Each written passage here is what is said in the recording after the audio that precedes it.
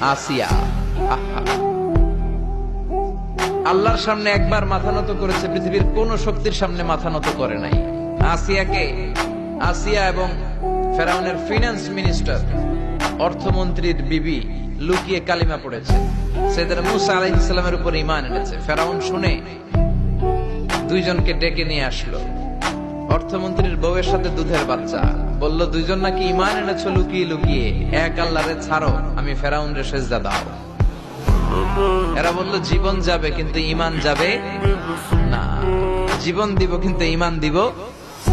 প্রথমে ধরলো অর্থমন্ত্রীর বউকে, তাড়াতাড়ি আমার পায়ে সেজদায় লুটিয়ে পড়ো। সে বলে না, জীবন যাবে ঈমান যাবে না। বলল তাই নাকি, দেখি তোমার ঈমানের কত পাওয়ার। জল্লাদরে বলল কড়াইয়ের ভেতরে আগুন গরম করো, তৈল গরম করো, দুধের বাচ্চাটারে টেনে নিয়ে তেলের মধ্যে ছেড়ে দাও। কল্পনা করতে পারেন, দুধের বাচ্চাকে মায়ের বুক থেকে ছিনিয়ে নিয়ে তেলের মধ্যে ফেলাচ্ছে, বাচ্চাটা রোস্ট হয়ে যাচ্ছে, আর বাচ্চাটা বড় মানুষের মতো মাকে বলছে, মা চিন্তার কারণ নাই, এটা উত্তপ্ত তেল নয়, এটা জান্নাতের বাগান।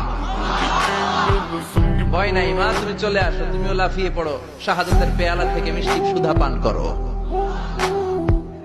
মহিলার ঈমান আরো বেড়ে গেল। সে বলল আমি, জীবন যাবে ঈমান যাবে। ফেরাউন বলল তোর ঈমান কত আমি দেখে নেব। এই মহিলাটাকেও উত্তপ্ত তেলের মধ্যে ছেড়ে দেয়। বাকি রইল ফেরাউনের বউ আসিয়া।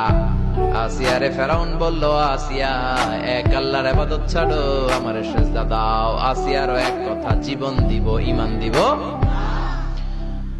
ফেরাউন বলে, আসিয়া তোরে উলঙ্গ করব, বউ হয়েছিস, আই ডোন্ট কেয়ার। হাজার হাজার মানুষের সামনে নিজের বউকে উলঙ্গ করলো।